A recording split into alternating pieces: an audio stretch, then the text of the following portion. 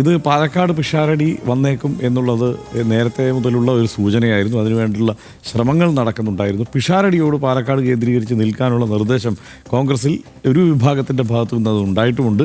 പിഷാരടി ഏതാണ്ട് കഴിഞ്ഞ കുറച്ച് നാളായി പാലക്കാട് കേന്ദ്രീകരിച്ച് പ്രവർത്തിക്കുകയുമാണ്. അത് അവിടെ നിൽക്കുകയാണ്. അവിടുത്തെ പരിപാടികളിലൊക്കെ പങ്കെടുക്കുന്നുണ്ട്, ക്ഷേത്ര പരിപാടികളിൽ പങ്കെടുക്കുന്നുണ്ട്. അങ്ങനെ ഒരു പാലക്കാട്ടുകാരനായി വീണ്ടും മാറാനുള്ള പരിപാടികൾ ഏതാണ്ട് സജീവമാക്കിയിരുന്നു. അപ്പോൾ പിഷാരടി പാലക്കാട് മണ്ഡലത്തിൽ തരക്കേടില്ലാത്ത ചോയ്സാണെന്നാണ് എൻ്റെ നിലപാട് കോൺഗ്രസിനെ സംബന്ധിച്ചിടത്തോളം. പിന്നെ ആ മണ്ഡലത്തിൻ്റെ പൾസ് അറിയാവുന്ന ആളാണ് ഷാഫി പറമ്പിൽ. അക്കാര്യത്തിൽ സംശയമൊന്നുമില്ല. ഷാഫി പറമ്പിൽ അതായത് ഷാഫി പറമ്പിലിന് അനുകൂലമായ സമവാക്യങ്ങൾ ഇല്ലാത്ത ഒരു മണ്ഡലത്തിൽ വിജയിച്ചു വന്നയാളാണ് ഷാഫി പറമ്പിൽ. ആ മണ്ഡലത്തെ ഏറ്റവും നന്നായി അറിയാവുന്ന ആളുകളിൽ ഒരാളാണ് ഷാഫി പറമ്പിൽ. അതിനനുസരിച്ചുള്ള ഒരു നിർദ്ദേശം അദ്ദേഹത്തിൻ്റെ ഭാഗത്തു നിന്ന് പിഷാരടിക്ക് അനുകൂലമായി ഉണ്ടായിട്ടുണ്ടെങ്കിൽ പിഷാരടി അവിടെ നിന്ന് ജയിച്ചു വരും എന്നുള്ളത് നമുക്ക് കണക്കാക്കാം. പക്ഷേ അവിടെയുള്ള ഒരു പ്രശ്നം, ഷാഫി പറമ്പിലിൻ്റെ നിർദ്ദേശപ്രകാരം, ഷാഫി പറമ്പിലിൻ്റെ ആഗ്രഹപ്രകാരം ഇവിടെ മത്സരിച്ച ആളാണ് രാഹുൽ മാങ്കൂട്ടത്തിൽ. രാഹുൽ മാങ്കൂട്ടത്തിലും ഷാഫി പറമ്പിലും വി കെ ശ്രീകണ്ഠനും ഒരൊക്കെ ഒറ്റ അച്ചുതണ്ടായി അവിടെ നിൽക്കുന്ന സാഹചര്യമാണ് ഉണ്ടായിരുന്നത്.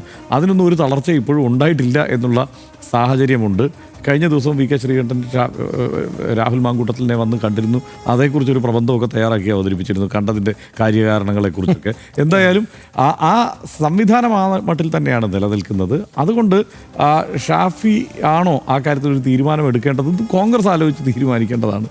ഷാഫി മുതിർന്ന നേതാവാണ്, കോൺഗ്രസിലെ പ്രധാനപ്പെട്ട നേതാവാണ്. ഒരു കാര്യം ഉറപ്പിച്ച് പറയാം, ഷാഫിക്കാണ് ആ മണ്ഡലത്തെക്കുറിച്ച് നന്നായി അറിയാവുന്നത്. അതിനനുസരിച്ച് വന്നത് തീരുമാനമായിരിക്കും. പിന്നെ രമേശ് പിഷാരടിയുടെ കാര്യം എടുത്താൽ, രമേശ് പിഷാരടിയെ എല്ലാവർക്കും അറിയാം. അതാണ് ഒന്നാമത്തെ അനുകൂല ഘടകം. പിന്നെ പാലക്കാട്ടുകാരനാണ് എന്ന് അദ്ദേഹം പറയുന്നു. അങ്ങനെ പാലക്കാട്ടുകാരനാണ് എന്നുള്ള ആനുകൂല്യവും രമേശ് പിഷാരടിയെ എല്ലാവർക്കും അറിയാമെന്നുള്ള കാര്യവും മാത്രമല്ല, രമേശ് പിഷാരടി കൃത്യമായി രാഷ്ട്രീയ നിലപാടുകൾ പറയാൻ കെൽപ്പുള്ള ഒരാൾ കൂടിയാണ്, അതിനുള്ള കപ്പാസിറ്റി ഉള്ള ഒരാൾ കൂടിയാണ്. അതുകൊണ്ട് ഇത് വരട്ടെ എന്നുള്ളതാണ് കോൺഗ്രസ് ആഗ്രഹിക്കുന്നതെങ്കിൽ അങ്ങനെ തന്നെ സംഭവിക്കട്ടെ. അപ്പുറത്ത് ശോഭാ സുരേന്ദ്രൻ്റെ പേരാണ് പ്രധാനമായും പറഞ്ഞു കേൾക്കുന്നത്. പ്രാദേശികമായ പേരുകളുമുണ്ട്. ശോഭാ സുരേന്ദ്രനാണെങ്കിൽ നല്ല ഫൈറ്റായിരിക്കും അവിടെ സംഭവിക്കുക എന്നുള്ള കാര്യത്തിൽ സംശയമില്ല. സരിൻ തന്നെ ആയിരിക്കും ഇടതുമുന്നണിയിൽ നിന്ന് വരുന്നത് എന്നുള്ള മട്ടിൽ പാലക്കാട് നിന്ന് പോയ പേരുകാരനായി സരിൻ അവിടെയുണ്ട്.